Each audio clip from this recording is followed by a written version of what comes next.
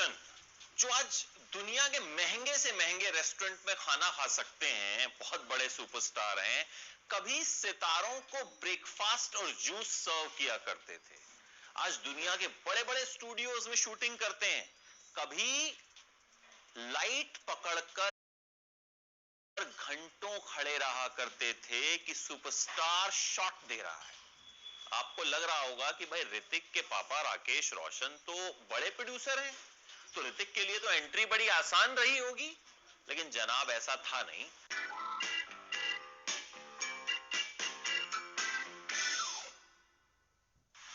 फिल्मी परिवार से थे और सबसे बड़ा चैलेंज था कि स्टैमर करते थे, ठीक से बोल नहीं पाते थे। तो हीरो बनने की बात तो भूल जाइए, भाई जो लड़का बोल ही नहीं पाता वो हीरो कहां से बनेगा। दोस्त को बताया हीरो बनना चाहता हूं, दोस्त ने बड़ा मजाक उड़ाया कि भाई ठीक से बोलना तो सीख ले, हीरो बनेगा तू। खैर, इच्छा थी, फिल्में देखी, स्पीच थेरेपी ली, अपने आप को कुछ हद तक इंप्रूव किया। लेकिन पापा भी नहीं चाहते थे कि बेटा हीरो बने, क्योंकि पापा को लगता ही नहीं था कि बेटा हीरो जैसा है। Hrithik Roshan, the Greek God, दुनिया का सबसे हैंडसम शख्स, उनके पापा को नहीं लगता था कि वो हीरो जैसे लगते हैं और हीरो बन सकते हैं। जब ऋतिक ने ज्यादा जिद पकड़ी तो पापा ने कहा ठीक है बेटा आओ मैदान में। एज ए असिस्टेंट बुला लिया फिल्म किंग अंकल, जो पापा बना रहे थे। वहां पे पापा कहते थे कि जितने भी स्टार शूट कर रहे हैं ना, सबको ब्रेकफास्ट सर्व करो और वो लाइट पकड़ के खड़े हो जाओ, और वो लाइट पकड़ के खड़े हो जाओ। घंटों खड़े रहते थे ऋतिक, ब्रेकफास्ट सर्व करते थे, बिल्कुल एक स्पॉट बॉय की तरह ऋतिक ने वहां पर काम शुरू किया। पापा देखना चाहते थे कि लड़का वाकई अपने इरादों को लेकर मजबूत है, ऐसा तो नहीं कि थोड़ा बहुत काम कराऊंगा और मतलब फिसल जाए। लेकिन ऋतिक डटे रहे। फिर पापा ने कहा कि अच्छा चलो ठीक है, करण अर्जुन में मुझे असिस्ट कर लो, कोयला में मुझे असिस्ट कर लो। कोयला में असिस्ट किया, शाहरुख खान को देखा, शाहरुख खान के शॉट्स देखा करते थे तो लगा कि मैं ऐसा ही एक्टर बनना चाहता हूं। बाद में कभी खुशी कभी गम में शाहरुख खान के छोटे भाई का रोल भी किया था।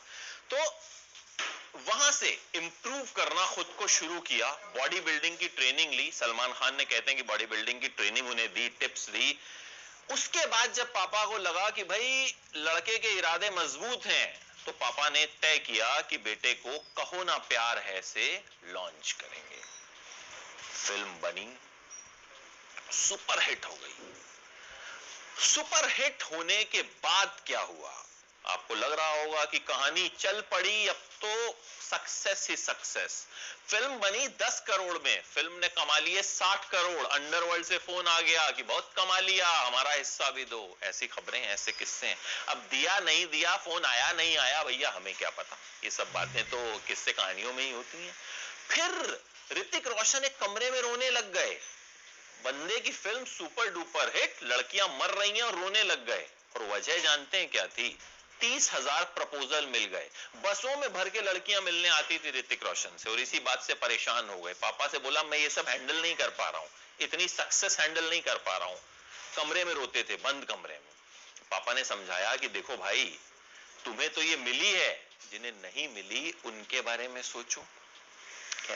इसके बाद कुछ फिल्में की, फिजा की, मिशन कश्मीर की, बहुत ज्यादा कामयाब नहीं रही वो फिल्में। ऋतिक की तारीफ होती रही, लेकिन करीब 2-3 साल तक फिल्में कोई जादू नहीं चला पाई। फिर लगा कि कहीं कुमार गौरव तो साबित नहीं हो जाएंगे भैया, वन फिल्म वंडर।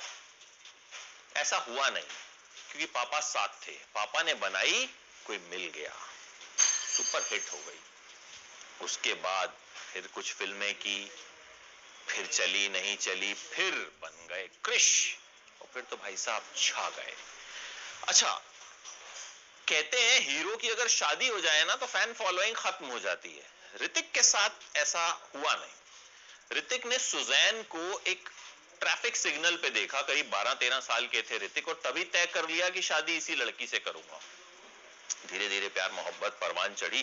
पहली बार जब डेट पे लेकर गए सुजैन को, तो ऑर्डर ही नहीं कर पा रहे थे, क्योंकि बोलने की दिक्कत थी। सुजैन ने इस चीज को समझा, उन्होंने ऋतिक के लिए और अपने लिए खाना ऑर्डर भी किया, बिल भी पे किया, और फिर जिंदगी की गाड़ी आगे बढ़ी। और जब ऋतिक की पहली फिल्म सुपरहिट हो गई, तो लोगों के कहने के बावजूद इतनी फीमेल फॉलोइंग होने के बावजूद ऋतिक ने सुजैन से शादी कर ली।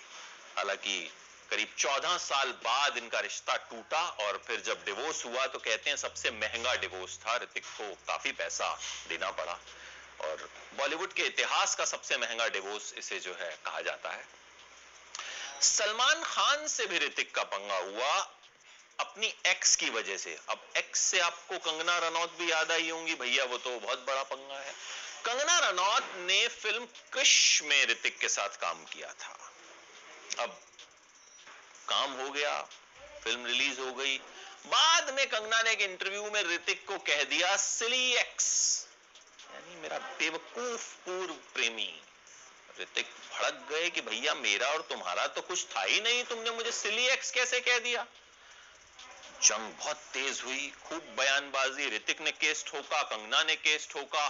फिर बात सामने आई कि ये सारा कम्युनिकेशन ईमेल्स के जरिए हुआ था। ऋतिक ने कहा मुझे तो ऐसे ईमेल्स मिले नहीं। वैसे मैं भी सोच रहा हूं कि यार प्यार मोहब्बत ईमेल के जरिए कब होती है? अरे भैया चिट्ठी लिखी जाती थी पुराने जमाने में, और अब तो व्हाट्सएप का जमाना है, चैट का जमाना है। खैर अब कंगना है, कुछ भी कर सकती है।